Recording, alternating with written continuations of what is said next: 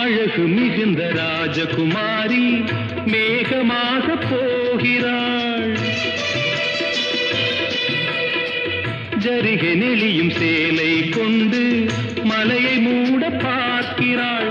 பள்ளம் சிலர் உள்ளம் என ஏன் படைத்தான் ஆண்டவன்?